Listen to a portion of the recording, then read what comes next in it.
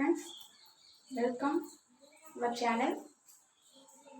இன்னைக்கு என்ன பார்க்க போகிறோம்னா முருங்கைக்காய் பொரியல். இதுக்கு தேவையான பொருட்கள் ஒரு 4-5 பொடி உள்ளி, 2-3 வத்தல், பொரிச்ச தேங்காயும், 1 ஸ்பூன் சீரகம், தேங்காய் எண்ணெய், கருவேப்பிலை, கடுகு, ஜீரகம் தான் இதுக்கு தேவையான பொருட்கள். வாங்க இதை நம்ம எப்படி செய்வோங்கிறத பார்க்கலாம். முதல்ல நல்லா கழுவணும். முருங்கைக்காயை கழுவி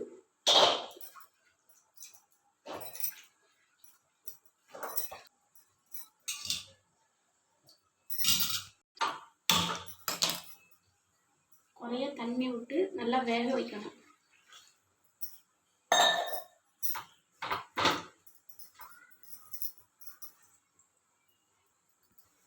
ஒரு 3/4 டம்ளர் தண்ணி ஊற்றி வேக வைக்கணும். கொஞ்சம் நேரம் வெந்த உடனே குறைய உப்பு போட்டு வேக வைக்கணும். வேக வைங்க.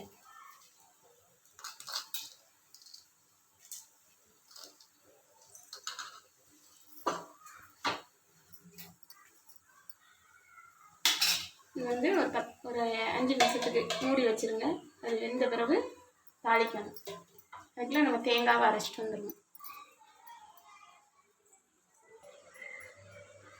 ஃப்ரெண்ட்ஸ், தேங்காயும் சீரகத்தையும் அரைச்சாச்சு.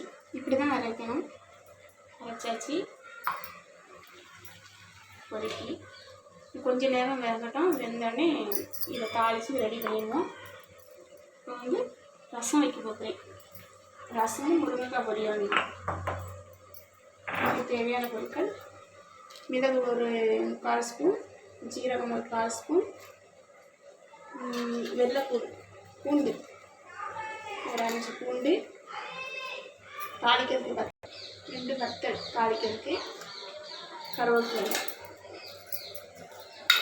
சரி வாங்க ஃப்ரெண்ட்ஸ், நம்ம ரசம் வைக்கலாம்.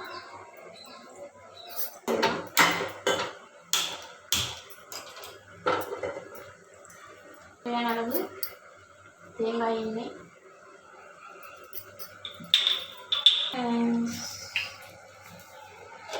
எண்ணெய் நல்லா சூடாகிட்டு கடுகு, கருவேப்பிலை எல்லாம் போட்டு நச்சுக்கணும்.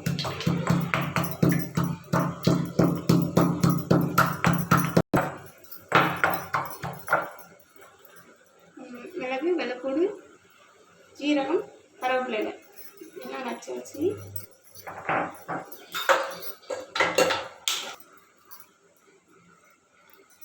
கடுகு பொடிஞ்சிட்டு வந்து மிளகு, வெள்ளைப்பூடி, சீரகம் நச்சதை உள்ள போட்டு வத்தல் போட்டு கருவேப்பிலை போட்டுட்டு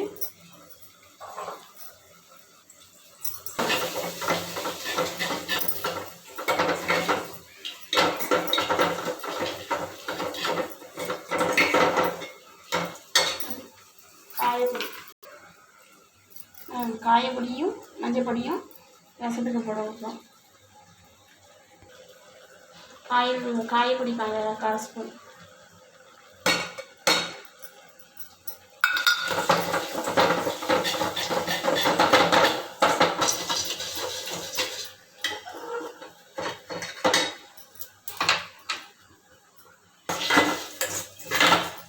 நல்லா வதங்கிட்டு இங்கே வந்து நம்ம ஏற்கனவே கரைச்சி வச்சுருக்கேன். புளி வந்து ஒரு சிறிய நெல்லிக்காய் அளவு எடுத்து கரைச்சி வச்சுருக்கேன். தக்காளி பழம் வந்து 2 தக்காளி, மீடியம் சைஸ் தக்காளி 2 தக்காளியை இப்படி பிணைஞ்சி இது பண்ணி வச்சுருக்கேன். இந்த தக்காளியை போட்டு வதக்கணும்.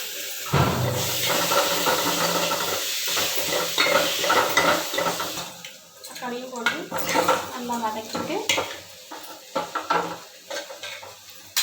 இந்த புளி தண்ணியை ஊற்றிடுறாங்க.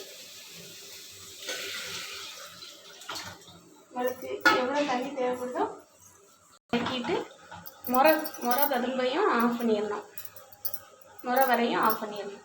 ரசம் ரெடி ஆகிடும். இனி வந்து ரசம் வந்து கொதிக்க விடக்கூடாது. ரசத்தில் வந்து வேண்டாக்கில் அந்த நுரையாக வந்து ஆஃப் பண்ணிடணும். அவ்வளோதான், ரசம் ரெடி ஆகிட்டு. நம்ம முருங்கைக்காய் பொரியலை பார்ப்போம். பரவாயில்ல, முருங்கைக்காய் எல்லாம் நல்லா வெந்துட்டு கோதம்பு பக்கம் தான் கரெக்டான பக்கம். நான் அடுப்பு ஆஃப் பண்ணிவிட்டு தாளிச்சு பண்ணிடுவேன். முருங்கைக்காய் வந்து நல்லா வெந்துட்டு இந்த பக்குவத்தில் வச்சு எடுத்துக்கணும். முருங்கைக்காய் வந்து இந்த பக்குவத்தில் தான் வேக வச்சு எடுத்து வச்சுக்கணும். இது மாதிரி தாளிப்போம். தேங்காய் எண்ணெய் ஒரு 2 ஸ்பூன் அளவுக்கு தேங்காய் எண்ணெய், கடுகு நல்லா காஞ்சி கொடுக்கணும். கடுகு வெடிச்சிட்டு காய்ச்சி சீரகம்,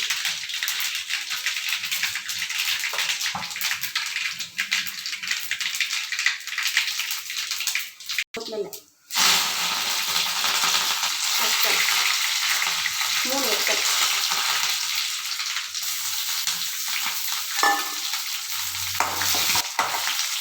எடுத்து வச்சிருக்க பொடி போட்டு நல்லா வதக்கிட்டு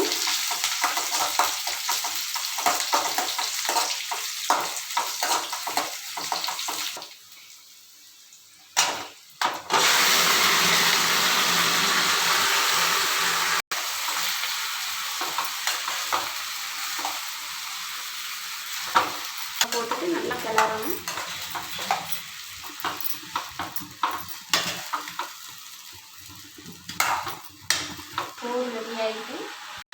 சோறு ரெடி ஆகிட்டு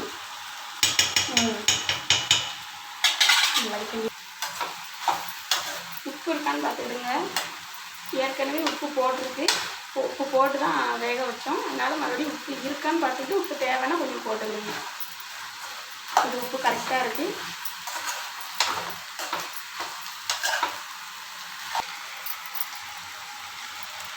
ரசம் முறை கூட போது இந்த பக்கம் வந்தோடனே ஆஃப் பண்ணிடணும். கொதிக்க விடக்கூடாது, ரசத்தை கொதிக்க விடக்கூடாது. இந்த பக்கம் வந்தோடனே ரசத்தை ஆஃப் பண்ணிடணும்.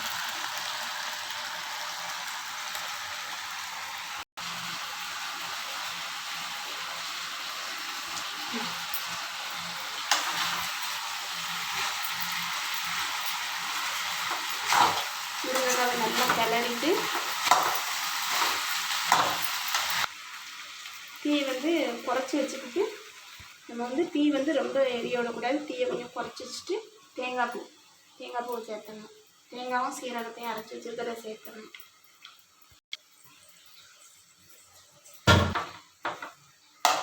நல்லா தேங்காய் பூ எல்லா பக்கமும் படுற மாதிரி நல்லா கிண்டி விட்டுட்டு இறக்கிடணும். அவ்வளோதான், முருங்கைக்காய் பொரியல் ரெடி.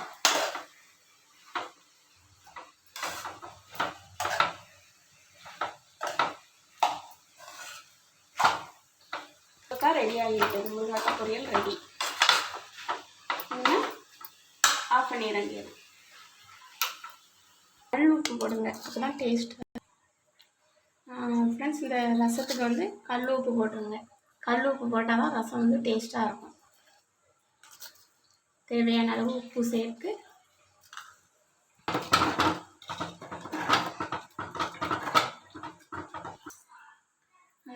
சாப்பாடு, முருங்கைக்காய் பொரியல், ரசம் எல்லாம் ரெடி ஆகிட்டு எல்லோரும் சாப்பிட வாங்க எங்கள் வீட்டுக்கு.